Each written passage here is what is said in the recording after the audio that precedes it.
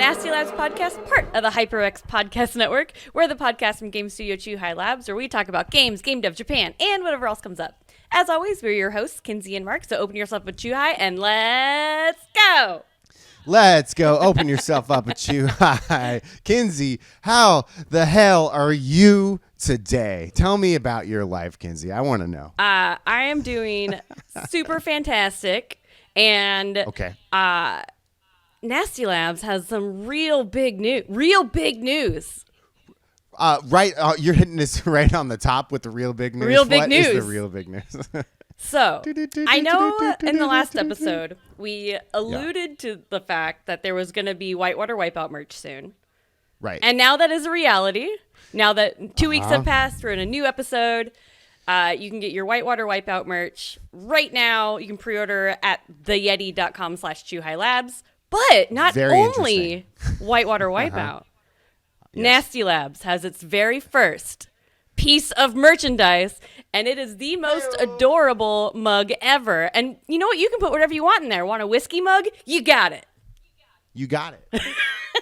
What else can you put in there? What else can you... Okay. Well, if you want whiskey, that's all you... It's a whiskey mug. It's whiskey not mug. A coffee mug.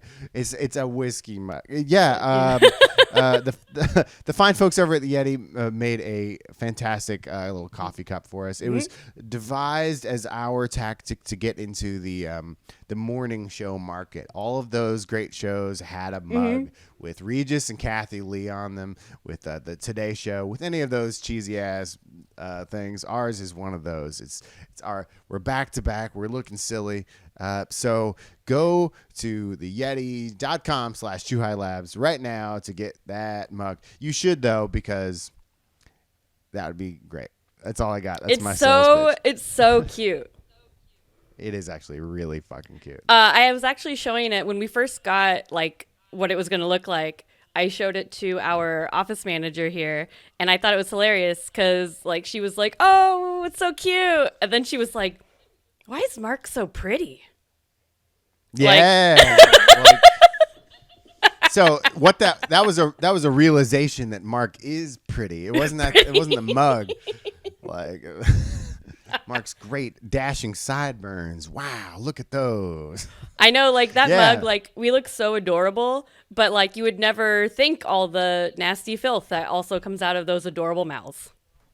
Hell yeah. Like this is the garbage that falls out. Just like the horrible things we say. Hey, Kinsey, thanks for reminding us about the mug. I'm pretty excited about drinking whiskey from it and Chuhai. And you know what's really cool about it? Well, no, I don't. You can put so many things in it. Like what? Whiskey, coffee, Chuhais. You could even like put some fucking dirt in there and have like a cute plant. Then you have a plant. You can put dirt. You can do whatever you want. There's 4 things you can do according to Kinsey, what else has been going on? I think you need to tell us about your life right now, about everything. That's what I think. my life and everything. Yeah. Well, as you guys know, the last few episodes, I am finally in Kyoto, and Golden Week is coming up. So this is like in Japan, there's like a bunch of holidays in a row, basically. So a lot of people just take the whole week off, and it's called Golden Week. So a lot of people like travel around during that time, and it is like baby's first Golden Week, and I'm really excited. And I don't know what I'm gonna do yet. I think I'm definitely gonna go to Osaka, and that's all I got planned so far. Yeah, I think. For listeners, that would be a lot like having this is for American listeners mostly, but like having July 4th and then Thanksgiving and then Martin Luther King Day all in a row. Yeah. Plus, there's another holiday that's like a couple days out there, so it's sometimes it can all fall in a single week where people will have like 8 days off in a row. Yeah. It's pretty damn convenient. Everybody travels internationally historically during Golden Week. Well, we can't do that. But also everything clogs up. Everybody wants to go places. So, hey, enjoy Osaka. It's going to be great. Yeah, I can't wait. And speaking of Golden Week, yeah, what are your Golden Week plans, Mr. Mark Lentz? Well, that's a great question. She set me up for that one, by the way, everyone. I just got back from PAX East with my friend Liam Edwards. We were showing the game Curse to Golf, and on my arrival at Narita Airport, it turns out I have a strain of COVID, and so for Golden Week, I will be at the Narita brand COVID Hotel Prison Co. That's why, like you can see behind me, the luxurious accommodations, and every 3 hours I'll receive a meal of cold food, and that's what I'm doing. living that luxury life. Obviously, I love it. Yeah, I'm living that luxury, but I don't want to sound too complaining. It absolutely sucks ass to be locked away in a very dated hotel that was built in 1973. That was very futuristic in 1973. It sounds like I'm complaining about that, but I take a lot of joy in these kinds of things. And the view, the view is of the International Cargo Terminal tarmac. So nice. I get to see FedEx take off. I get to see FSL Airlines. I didn't know what they were until now. Take off. I get to see Alaska Airlines cargo units take off. I get to see all sorts of things. I'm enjoying the hell out of my time. I also get to see. Yeah, I am enjoying myself. I've been trying to learn the profiles of airplanes. Yeah. So I can tell you, I definitely know what a 737-800T is. I know what they are. Okay. I when I see one, I'm like, oh, there it is. I love how you're handling this so much. You're gonna come back as like the biggest plane otaku. I love it. I actually think I might. That's what I'm. You're not wrong, because I was even thinking like I heard a plane take off earlier, and I was. This is how otaku I am becoming. I heard it taking off, and I'm like, oh, that is definitely an Airbus. Blah blah blah. Thinking to myself, from hearing it, out the window, from hearing it. Booyah! Booyah! Booyah! Okay, but the only reason from hearing it is like it's not like I have this skill. Out of nowhere. When I grew up on military bases, my dad ran a flight line, and he would quiz me. So, it's kind of like when I see the plane, I try to remember what it sounds like. Mm-hmm. It's not totally out of nowhere.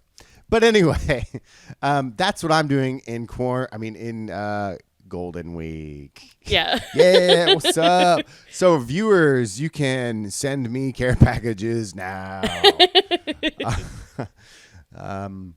And one good thing is, so I quit smoking a while back, and I gotta say, it is great that I quit smoking, because this would be terrible. Yeah. You're not allowed to smoke cigs. This would be a forced, you gotta quit smoking kind of scenario. Forced cold turkey quitting. Ugh. Yeah, so I'm really glad I quit smoking in advance of this. Yeah. That would be bad.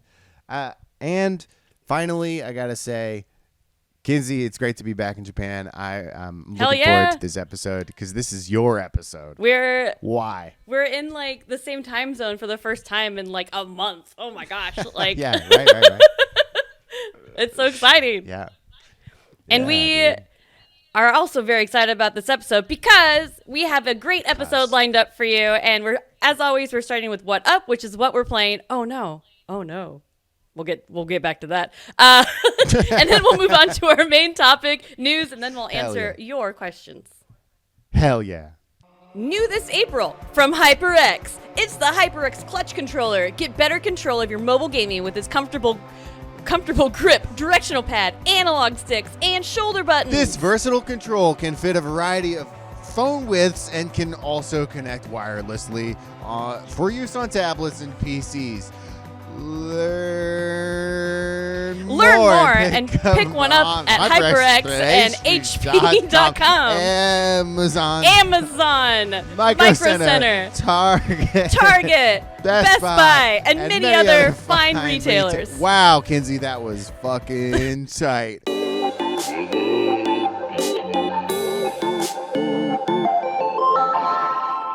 And now it's time for What Up, where we talk about what we're playing. And Mark Lentz, since you are in the quarantine prison hotel, whatever, I assume that means you have all the time in the world and you have played all the games. So, Mark Lentz, what are you playing? Yeah, I'm currently playing Look at the Plains, Land, and...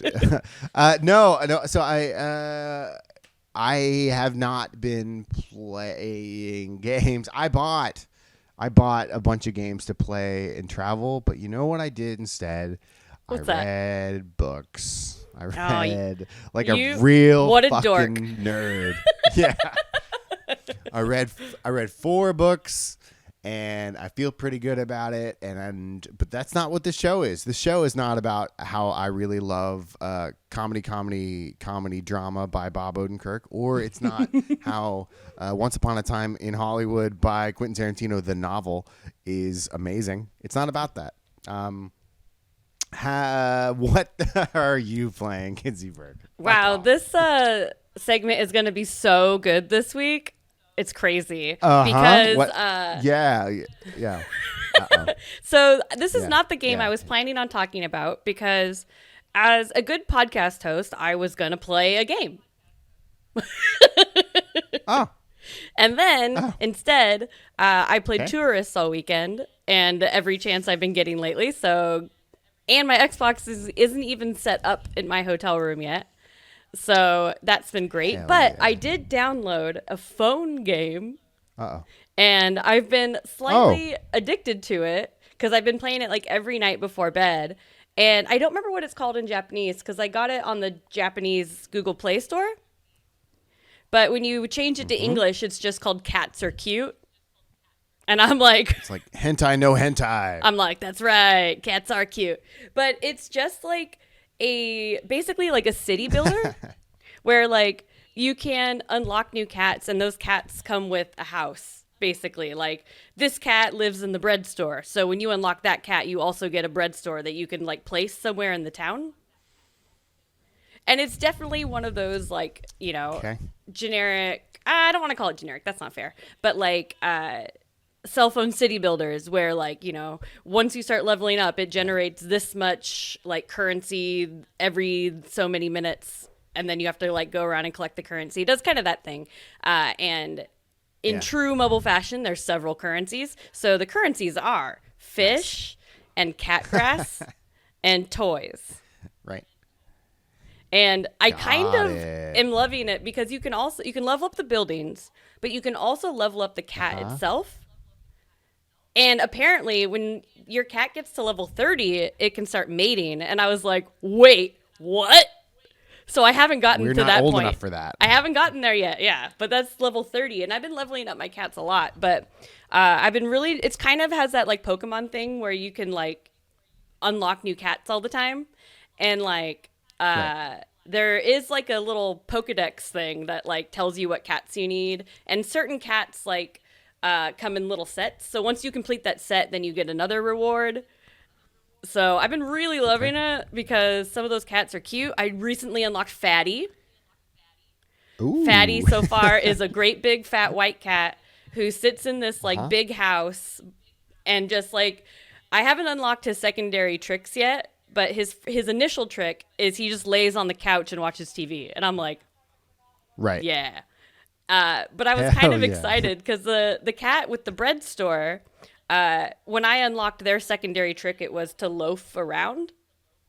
And at first, like that. I was like, oh, that's so cute. But then when I clicked on it and I taught him how to do the new trick, it's not a loaf in the conventional sense that when we think about cats like loafing, we're just like they're like, all their legs and their tail is all like in.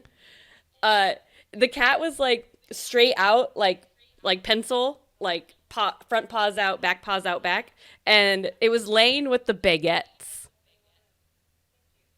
So it's like long cat laying with long bread, and I was like, God damn it, I love it. But like like your cats can do like little things, like sometimes they'll like want food, sometimes they'll want to play rock paper scissors, as cats do, and sometimes they'll want to play hide and seek, and then like around the city, like depending on how much you've built it out, there's just like trees and a pond and shit, and you have to find the cat like wherever it's hiding, and it always hides real bad. You can like see its tail or its ears or something.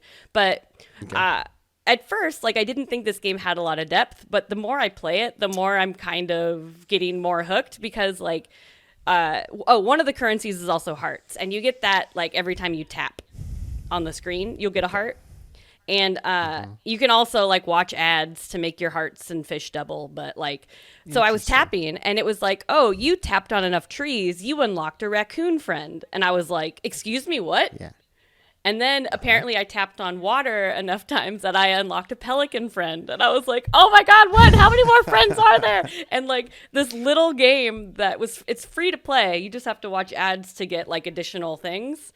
And if I'm watching like TV at the same time, then what I don't mind. I'm just like, do you want to double your rewards and watch an ad? I'm like, yes, I do, because I'll just pay attention to something else for a while. But like, it's like the dumbest little game that has way more depth than I thought it would, and like really cute. And apparently it's by like an indie mobile developer, and there's like it's like a super small team, and like learning more about it. And the art's really cute too. It's like mostly black and white, but the cats have a little bit of color sometimes, depending on what color cat it is. But like, and now I'm actually talking about this game way more than I thought I would. But yeah, cats are cute. And that's the bottom line. So there's a lot to unpack here, Kinsey. Okay, let's start at I got to point out one thing. I'd never heard you say the phrase "as they'll want to do." You said that like 8 times about cats, and I gotta say that that really made you sound smart, and I liked it. I'm gonna incorporate that into my lingo now. Okay, next thing. Have you ever played a tapper before? It's a traditional tapper, right? Yeah, it's kind of a mix between a tapper and idle game, because things still like are like kind of timed. Right. Like fish will be produced every so many minutes depending on how leveled up the house is. So it's like a tapper, an idle game, and a city builder all in one, and a Pokemon-esque. Got it. Yeah, I mean, it sounds like it's good at money. Yeah. It sounds like it. I haven't paid any real money yet. How many ads have you watched? Whoa, a stupid amount of ads, probably. All right. Well, so you have paid you've paid like life currency. I've paid with my own life. Yeah. So, what was your favorite ad that you saw? Because I'm sure you saw a couple of the same ones. What was your favorite? I get a lot for like, I get a lot for those like random games that make me feel so bad. And I used to get them when my phone was US too, for targeted ads. So they're non-region specific. Right. But like, they're the ones that are like, the like Project Makeover type ones, where it's like this girl's like really ugly, and then the hot guy like pushes her down, but she's also covered in mud, and then you have to like try to make her look good. Yeah. And I'm like, this is so sad. And then there's also, I think it's like the same game company, the one where it's like the guy like goes off with this hot girl and pushes out, I guess, his ex-wife and kid, and then like it cuts to like the kid and the mom in like a house that has no walls and shit, and there's all the snow in there, and it's like they're freezing, and it's like, what are you gonna do, duct tape the door or make a real door? And then the person in the ad always makes the wrong choice, and then everybody just starts crying, and I'm like, what is this game? I feel so bad. What? But now I've seen these ads so many times. I haven't seen those versions, but I've seen those ads so many times, especially on Twitter. Like, they're just there in the feed. Yeah. And like, what the fuck are those games? Anyway, we're talking about a damn cat game. Shit. those ads are working. Yeah. Yeah. So back to the cat game. Are you going to be playing this game further, or have you maxed it out? I probably will keep playing it, mostly because I want to get a cat to level 30. I want to see what this mating's all about, because so far the cats are always attached to the house. So then does the house just have kitten? Like, is there kittens that hang out at that house? Or or how does that work? I want to know. But I think moral of the story so far, cats are cute. I really like onsen cat. There's an onsen, and there's like this big fat cat sitting in there with the like towel on his head, and I'm like, yeah, I like that cat, and I like Baguette cat. Moral of the story, it's great. Nice. I can't wait to hear the Kinsey weekly update on this game, because I have a sneaking suspicion this is gonna be in you. It's my new destiny. This is part of you now. That's like the saddest thing I've ever said. I really, please don't play this game. And that concludes our worst what up section ever. Hell yeah. Explode When Defeated presents something really neat and full of meat. Those children aren't going to protect themselves in a brand new podcast series about everyone's favorite giant reptile. Godzilla? No, we already did that one. Rodan? No, we did that one too. Gorgo? Gamera. We're talking about Gamera. From turtles to medieval samurai golems on our new series, Demolition Daie. Only on the HyperX Podcast Network. All right, and now it's time for our weekly topic. And since Mark, you just got back from the Curse to Golf World Tour, and in our last episode, and listener, if you haven't checked out our last episode, that's all about WASD, so be sure to check that out. But you've now completed yet another event, and this time it was PAX East, and it's one of my favorite gaming events. So I gotta know, like, how did the event go for Curse to Golf? All right, yeah. So let's backtrack a little bit. The last time we called, I was in Little Rock, Arkansas. I was at my parents' house, and we had just finished WASD in London, and things went really well over there with Curse to Golf. This event at PAX East, my first PAX East, wow. There was a line to play Curse to Golf from the start of the event on Thursday at 10 a.m. Until Sunday at 5:30. Wow. Like 30 minutes before it closed, like, was the last time there was a line. And it is safe to say it went over really well. We won a Team Choice Award. Yay! Yeah, like I don't know the final tally. We didn't have analytics set up on the machines to figure out how many people played. Right. We need to do that next time. Yeah. But I will tell you, it was the maximum amount. Like, That's there was so no way awesome. more people were gonna. Yeah, man, it was really exciting. It was really great. Talking to so many people that were like, "Oh, I've been wanting to play this." One great thing was there were so many people, and we were at the Thunderful booth. Let me backtrack just a hair. When you walk into PAX East, the very first thing you're gonna see is gonna be Curse to Golf. Like, that's awesome. There's 150 games at the show, and the first one you're gonna see is ours. And we're at the Thunderful booth with our publisher. And they all wore uniforms. They all wore a Thunderful shirt. We didn't. So people would walk up and talk about the game, not knowing that Liam or I were part of it. Yep, right. And they wouldn't talk to us, but they'd be talking amongst themselves and say, like, "Oh, I mean, the most common thing we'd say here is like, oh, I've been wanting to play this," or man, it looks so good, and it was like. I didn't hear a disparaging thing. I'm sure people said them, but I didn't hear a disparaging thing. Because, it was just baffling that to look around and see such a long line. Like, the only other booths that had really long lines that I could see not to say others didn't, but the ones that I saw were like Tiny Build. They had a long ass line because Tiny Build had a fucking carnival going on, and of all things, Discord had a really long line, and they were only selling merch. Oh, and random. There was a long. Yeah, well, good on them. I guess Devolver also had a very consistent line, but we'll get to Devolver and their goodness later. So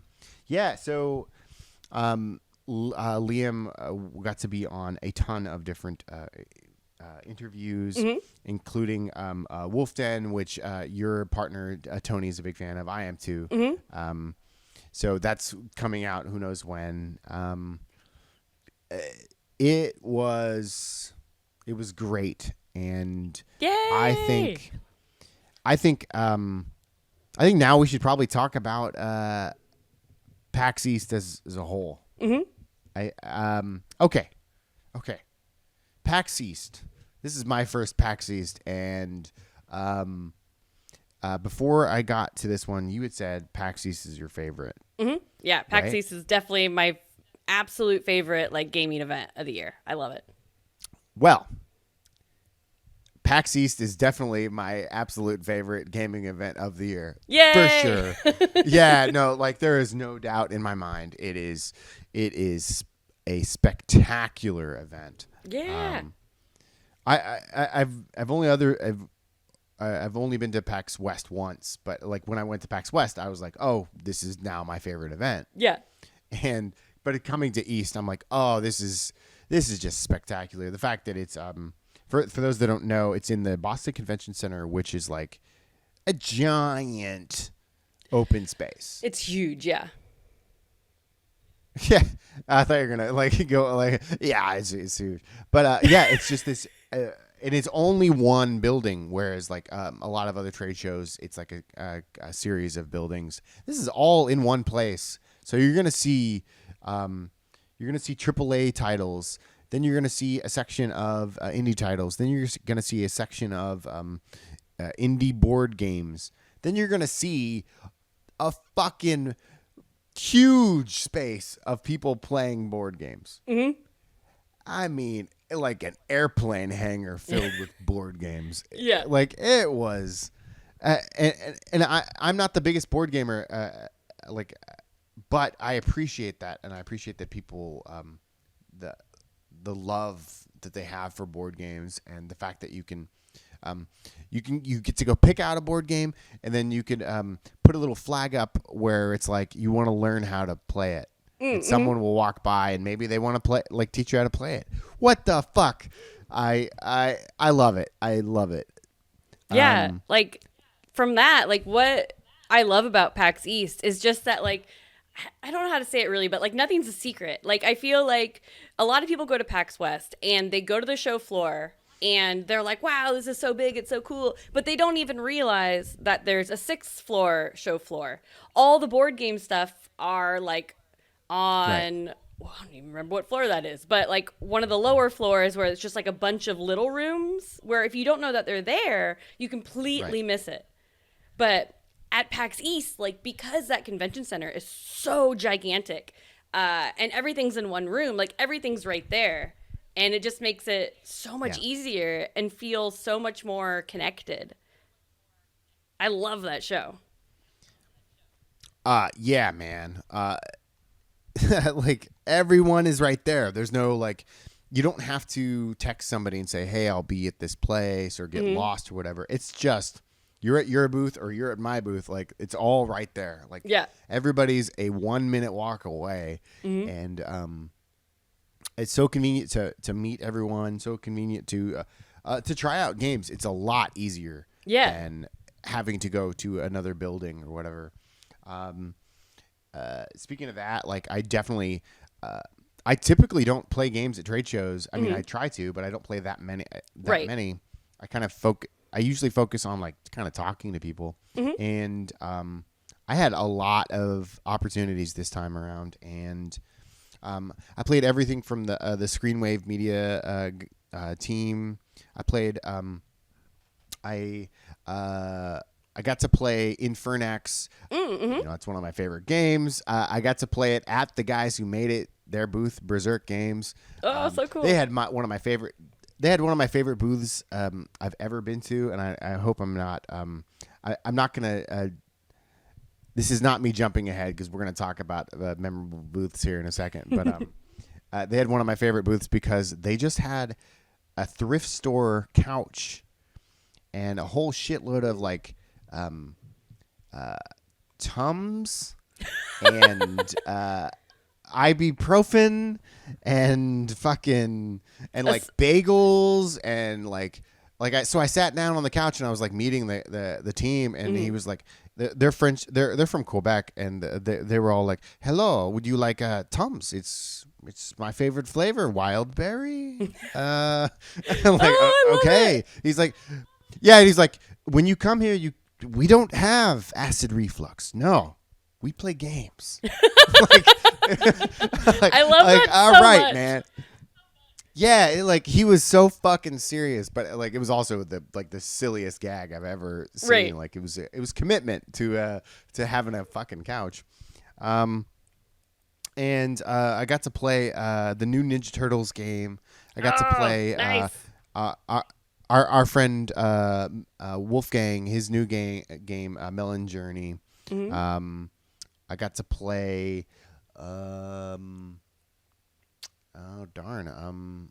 I got to play the new Lego game by our publisher Thunderful. That is really, really good. I'm not even a big Lego game fan, and I gotta say this one's incredible. It's not like the Star Wars games, which are good in their own right, but it's like you actually build stuff. That's the game. You're supposed to build things. I'm surprised it took so long to get a Lego game where you actually build stuff. I kind of love that because it's so simple because that's what Legos are. But I love it. So back in the day, in the early 2000s, I played a racing Lego game where you built things. Cool. But I think it was just too early. I don't think they understood. I don't think it was physics based, and it was just felt like shit. I think that I actually think they probably needed time. Yeah. Because this one, you have to solve things, solve puzzles by building things, and you can do it in different ways. It's really good, and I also like that it's not themed based on an IP. So yeah, gives them a lot more freedom. Yeah, it's just fucking Lego. I love it. Let's see. Man, I don't know. I know I played more, but there's just so much in my head that I'm shit. I played World War I. Don't remember the name of the game. I played a World War I shooter that I'm going to buy. It's a first-person shooter game. It's made by some listeners now is going to be really pissed at me, and I'm fine with that. It's made by a Dutch first-person shooter company. And when I walked up, it looked absolutely gorgeous. It's made by the people that made World War I Verdun. Whatever. It's a hardcore first-person shooter multiplayer game. I don't know. It's my kind of thing. Yeah, yeah. The lady when I walked up, she's like, "Do you like hardcore first-person shooters?" And I'm like, "Yes, please. Let me sit down immediately." I love it. Yeah. I played a lot more. Yeah. It was so much. Oh, totally. Yeah. Were there any memorable booths besides the Infernax guys? Okay, so the Infernax one was memorable because of how lo-fi and shit it was, and they knew that in the best way. Yeah. Yeah, absolutely. Then there was another one which I shall get out their business card so I don't look like a total dipshit. La la la la la la la. So the Devolver booth for one was amazing, and not because it was Devolver, because their booths are always this amazing. It it wasn't that different than what they usually do. Mm-hmm. Tell me if this is different though. They had a dude dressed up in a powdered wig, and he was speaking in a faux French accent. And he was like, oh, excuse me, you're finally here. We can finally play the game that you came to see. Ha ha ha! Oh my like, god, I love it. And I just said absolument, which is like absolutely in French, and he's like, oh, I do not speak French, my friend, come this way, and it was so fucking amazing, and it was it was such a good sales pitch. I fell for it. So Devolver won a bunch of points on that one. I know they had some other gimmick another day. But they were maxed out. I think they had 5 games, and there was no way to play any of them. From my perspective, it was holy shit. It was just so good. There was another booth that I'm trying to find their card, and I can't. So sorry, guys. There's another booth where they had a one of those things you put a penny in, and you spin it, and it crushes the penny and makes it their logo. And, oh my god. Yeah, it was so cute. And I was talking with them, and they were all 21 years old. Who gets a booth when you're 21? Wow. And, yeah. And they were like, yeah, we have really nice parents, and I'm like, yeah, okay, never mind, it all makes sense.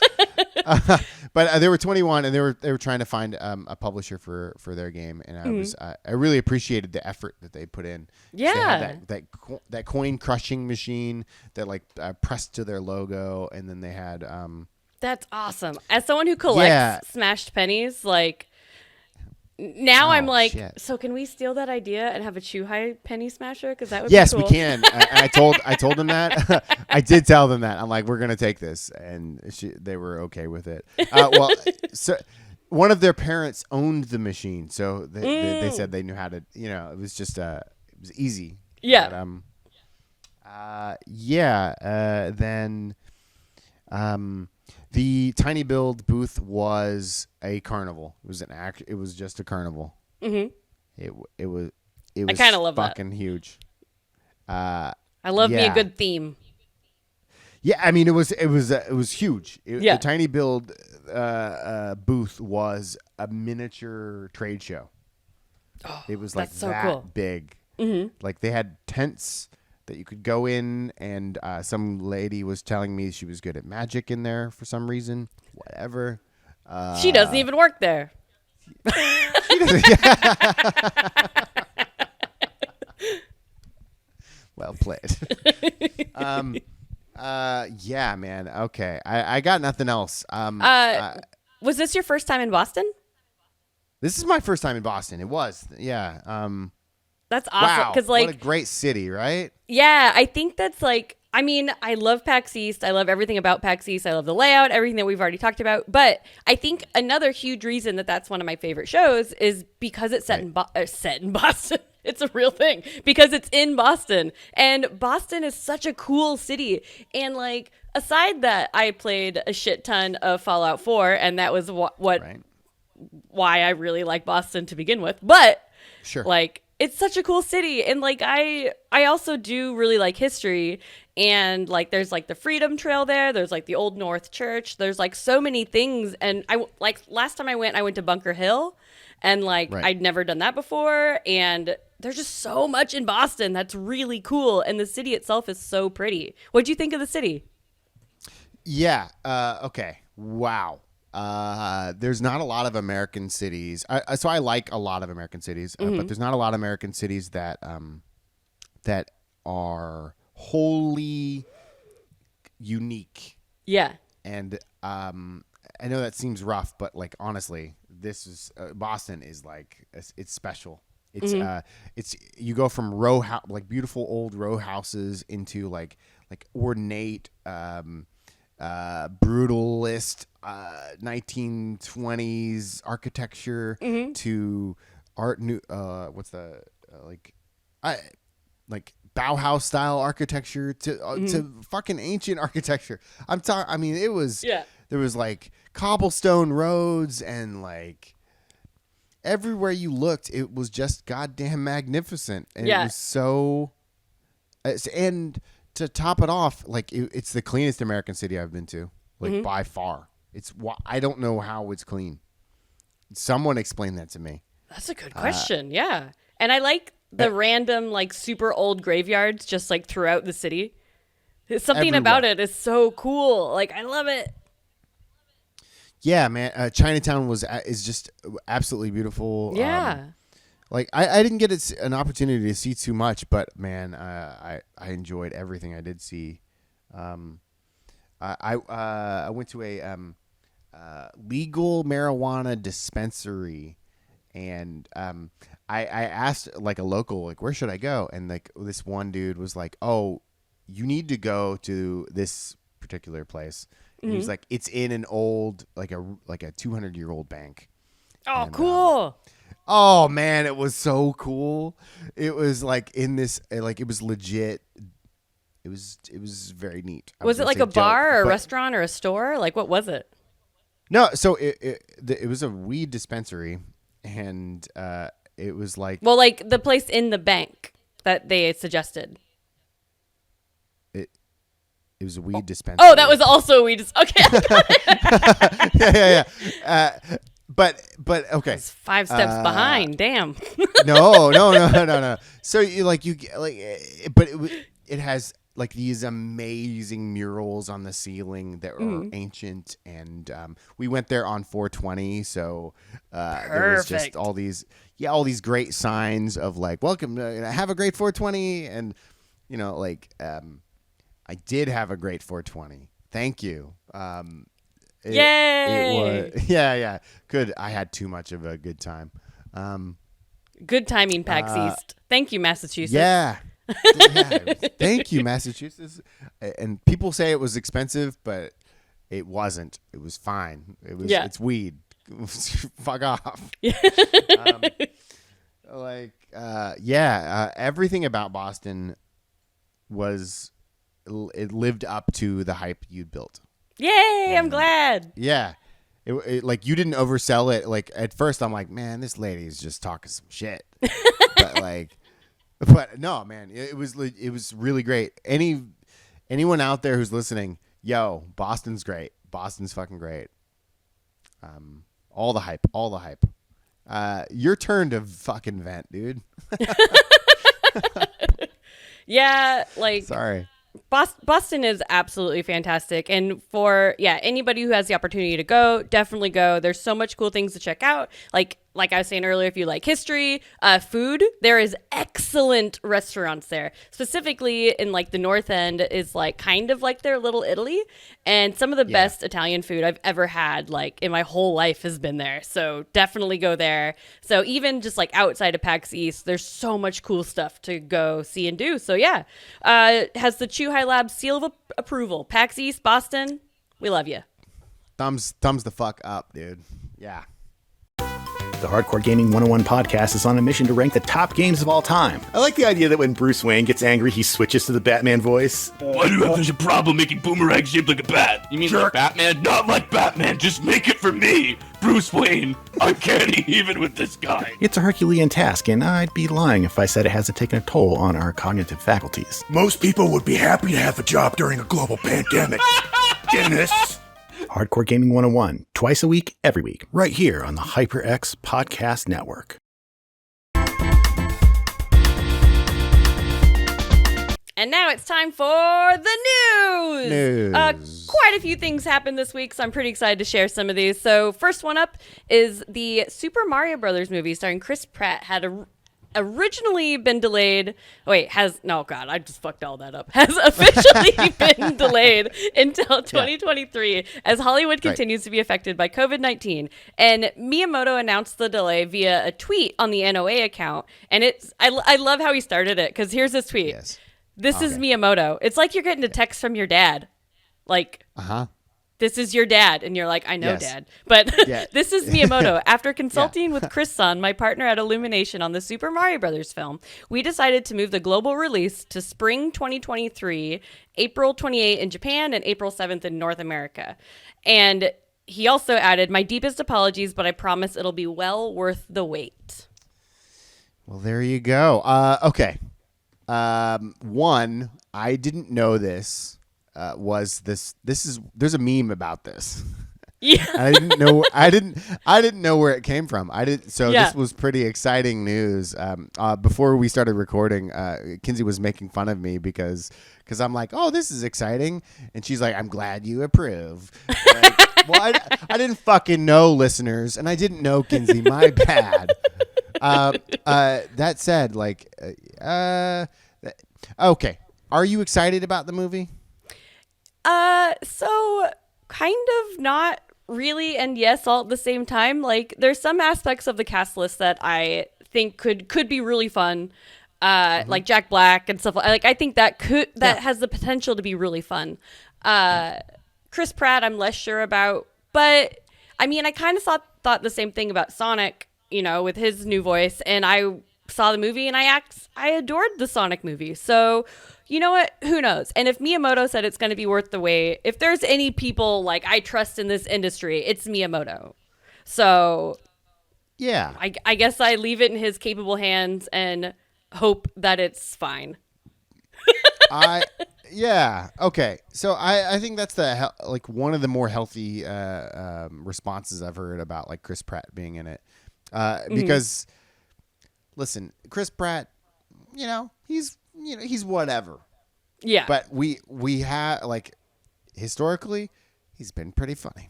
So you know what? We'll see. Yeah. I feel like we're never gonna get back to that like Parks and Rec Chris Pratt though, and that makes me sad.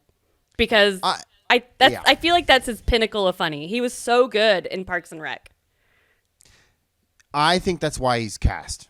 It's not like his Jurassic Park. It's not like his no.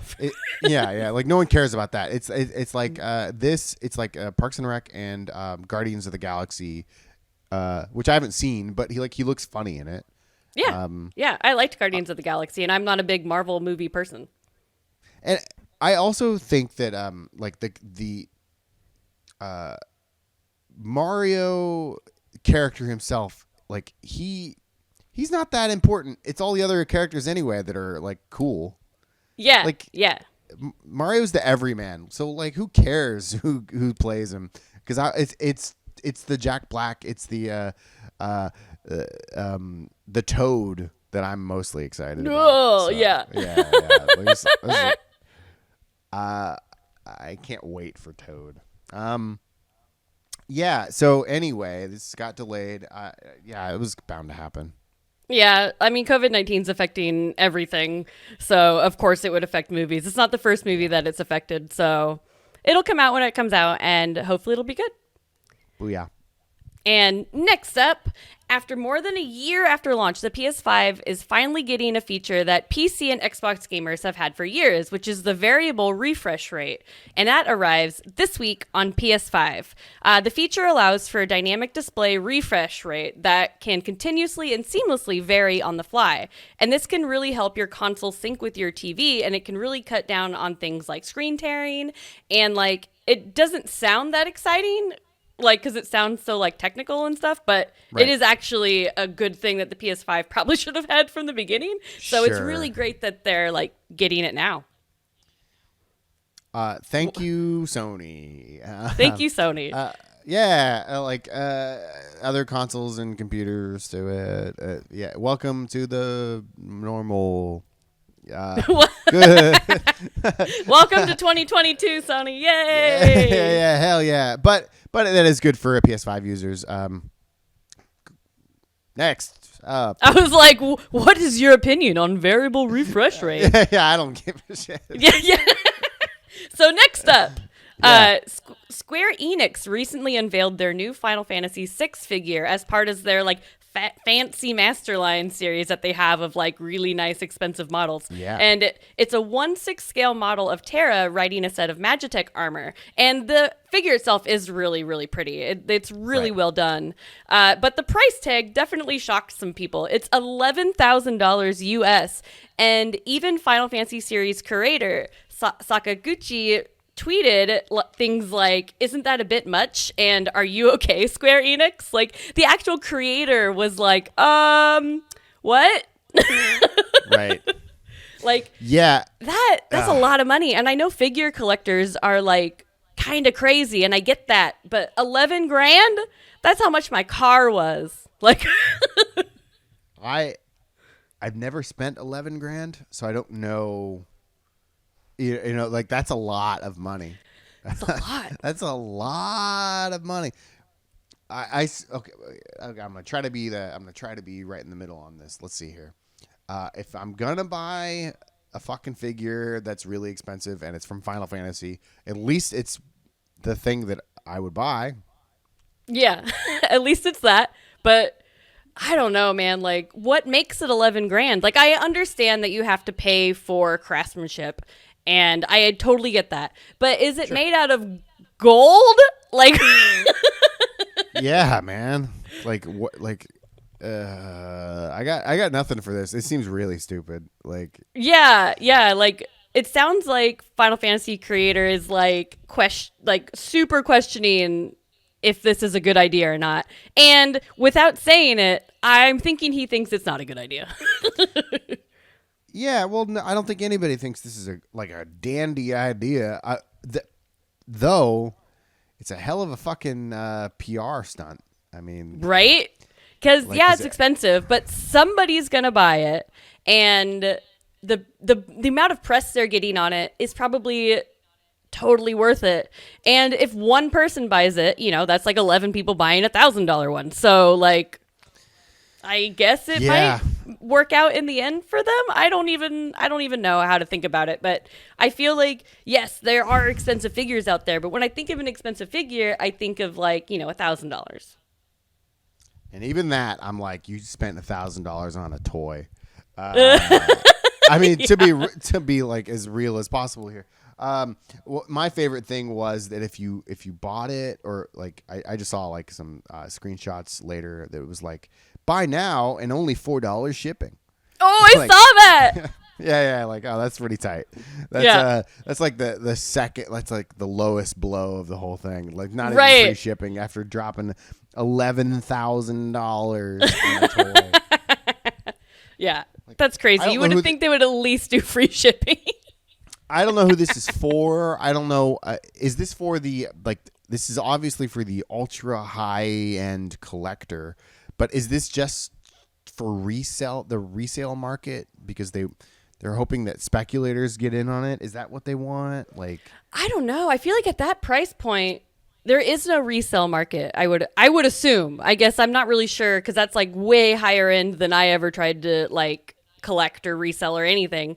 But there can't be a resale market for that, can they? Like, is that going to go up in value? I mean, maybe if like 3 people buy it, it might. But at the same time, that's a lot of like hope you're putting on that. That's a lot of all your eggs in one basket, all your money in one Terra. Like, well, I feel like it has a lot to do with like NFTs and stuff, because like NFTs are they're useless, and people are spending, they were like 6 months ago, like spending tens of thousands of dollars on nothing, and I feel like this is them kind of copying that, hoping that it picks up the same way.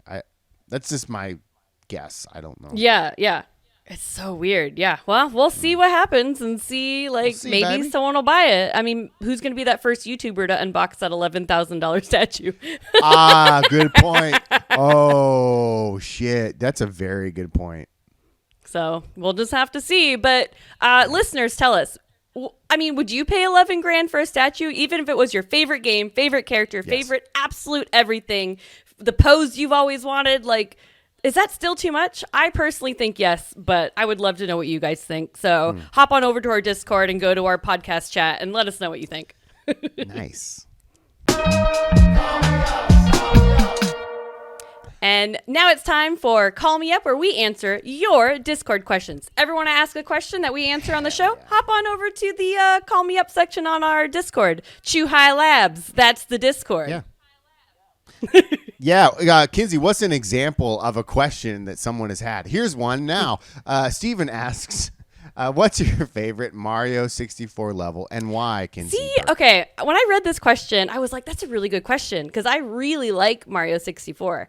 I do actually think I really like the design in it's one of the very first levels. It's in like the very first area. It's a 3-star one where you just like climb that tower with like it has like the thwomps and the womps and shit and you got to climb the tower. Yeah. I don't remember what that level's called, but I really really like that level a lot. I think the level design's really cool. I think all the different stars are really fun and really kind of like cool to try to get.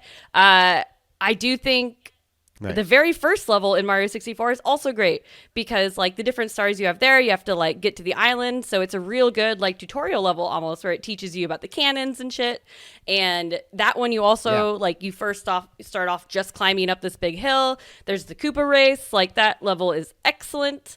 One of the first water levels has the best music, but I also fucking hate swimming in Mario 64 or you know what, any Mario game. I'm real bad at it. I really want to like all the ghost levels, but I feel like they are ugly. But I do like the Halloween-y theme. Yes. You do like that shit. Yeah, there's a lot of really great ones. I think the lava level in the basement is very frustrating. So maybe definitely not a favorite. Ooh. I really don't like that one. What do you think of Mario 64? I feel like I could just like keep listing them on whether I like them or don't like them. All right. Well, you know, I don't know if you noticed, I was kind of coasting on the fact that you like it, and I just think the game is fine. I didn't have a 64 when it came out, so the game didn't ever hit me the same way it hit a lot of other people. And I played the game in full when it came out on the DS, and I'm gonna be honest, I don't remember. It didn't do it for me. So my favorite stage, I was really impressed with the first stage. Just like I feel like most Marios have a fantastic first stage, and that's a better one. That's a better one than like, if you compare it to the first stage in Super Mario World or Super Mario 3, I think that you learn so quickly how to play the game. You get shot out of the cannon. It gets you do you get like ears or some shit? You float. Right? In the first stage. The ears are in 6 golden coins. This one you can unlock the wing cap, but you don't unlock that until you have so many stars. Then you have to go into the front room and look at the sun, and then you go to the thing, and then you can unlock the wing cap. Right. Well, I didn't do that then. Okay. Whatever. I guess that stage sucks. God, I don't know, man. Oh, you're right. Okay. And other questions include, if you could make any power up and put it in a different game, which would you choose? Such as adding a rocket jump to Mist or something along those lines. So, Kinsey. As you know, I have played a lot of Destiny, and my character has a triple jump. And I feel like in games similar to Destiny, when we started playing a lot of Halo as a studio, boy, did I miss that triple jump. It's so good. Like, the triple jump in Destiny just feels so good. It's kind of like what a lot of people were saying about Elden Ring, where your mount can have a double jump. And it's just so satisfying because, like, a horse would never have a double jump, but who the fuck cares? It's a game. And it's just so satisfying. Right. Double and triple jumps are some of my favorite mechanics. And when games don't have it, I notice that I miss it, even though it's such a simple idea. Like, even just like a platformer, I always try to double jump. And then if I can't, I'm like, aw.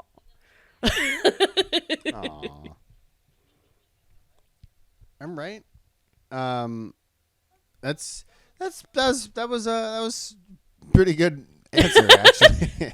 I at first I'm like, I don't get it. Oh yeah, of course I want a triple jump. Yeah, like more jumps is better. Yeah, than I wish I had jumps. like a double or triple jump in like Skyrim. Even though I almost use Skyrim as a verb now for like Skyriming up a wall, with like barely being on it. You were rimming. But like, right. can you imagine Skyrim with a double or triple jump? Man, I could Skyrim up walls so much better. Oh yeah. How many more times can I say Skyrim? Verb down. It's all the things. No, yeah, Skyrimming. All right, so mine is gonna be.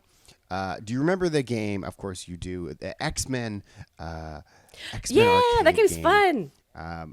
Yeah, it's very fun. And then one of the characters is named Colossus, and his power up is. I don't know, it's some fucking power up, but like if you press the button, he goes, oh! And I want that to be in all games because I just like that sound where, like, just imagine, like, I don't know, you're about to save Zelda and you just go, oh!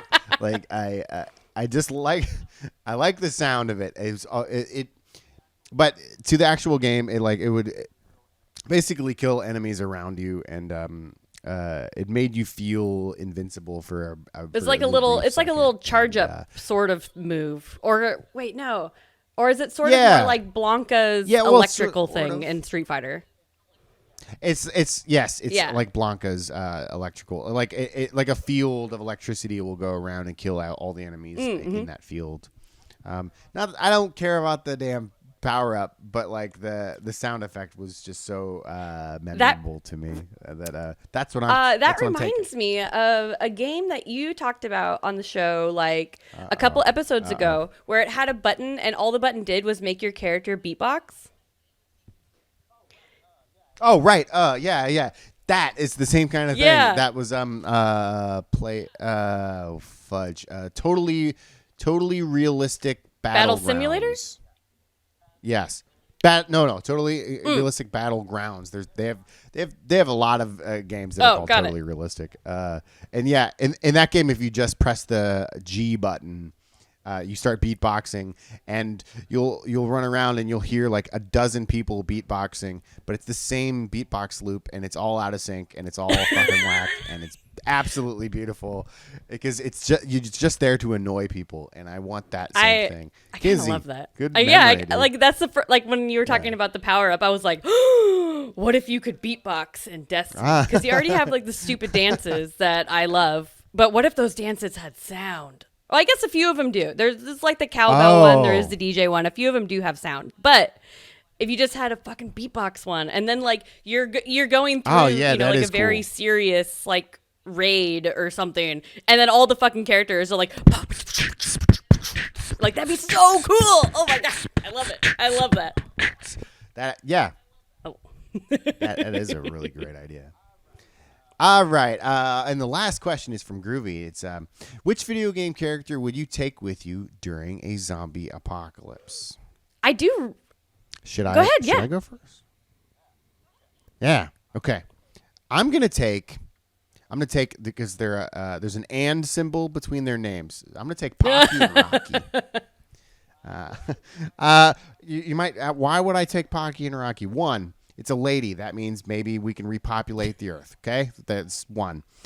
Maybe because we're gonna have to. Two, there's Rocky. He's a raccoon. Named after a Beatles song, Rocky Raccoon. I like that. It's I always talk to him about that. Three, they throw stuff really fast.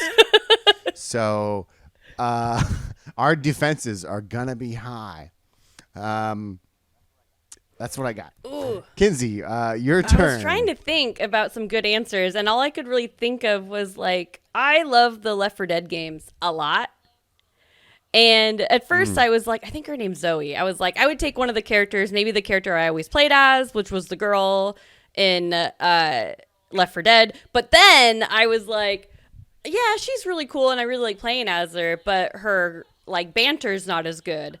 And then I was thinking of Ellis from Left 4 Dead. I believe Left 4 Dead 2. I don't remember. One of the Left 4 Dead games. But Ellis, because his banter while you're playing, he'll be like, one time me and my brother Keith went down by the river, shot some guns. Like, and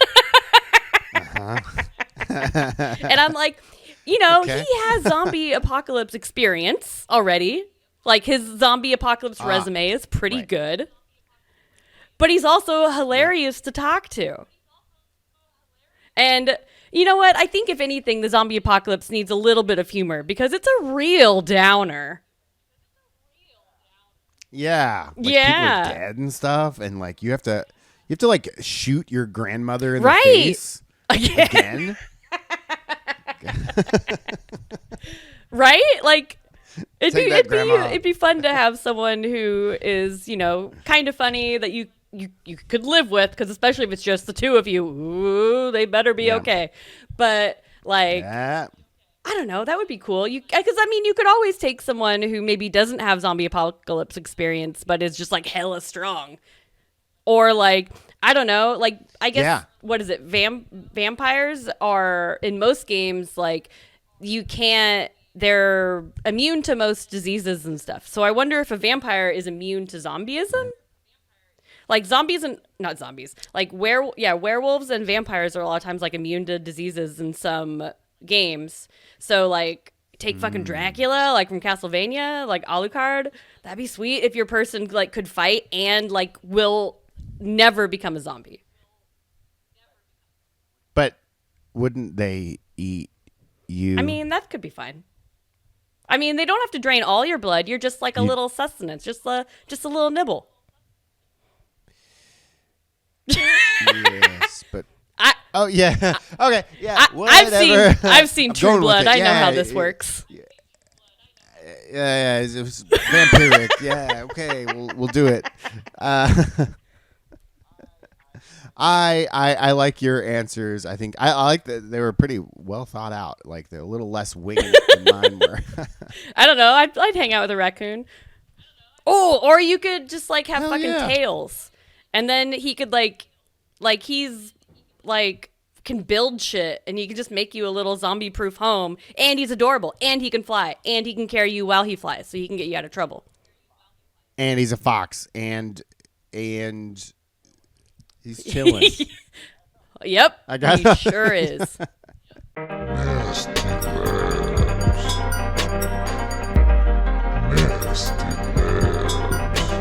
All right, well, that's all the time we have for you today. But thank you so much for listening. And, of course, go check out our merch right now. We got new merch, Whitewater Wipeout. We still have that carved snowboarding merch, Nasty Labs merch, regular Chew High merch. Yeah, we got it all over at theyeti.com/ChewHighLabs. And as always, check out Carved Snowboarding on Oculus Quest right now. Yeah. Halloween Forever is available on the Switch eShop, and Wishless Curse to Golf right now over on Steam. Damn. Mark Lentz, where can people find you on the internet? Kinsey Burke, you can find me at twitter.com/thehenrydemos. And you can find me at Kinzilla, Kinszilla, on all the things. And, of course, Chew High Labs at Chew High Labs on all the things. And, as always, go over to our Discord, Chew High Labs. How many times can I say Chew High Labs? Take a drink every time I say Chew High Labs. And join our Discord over there. It's Chew High Labs. And, as always, a huge thank you to the HyperX Podcast Network. Thanks to all of you for listening, and we'll see you in 2 weeks. Bye. Damn.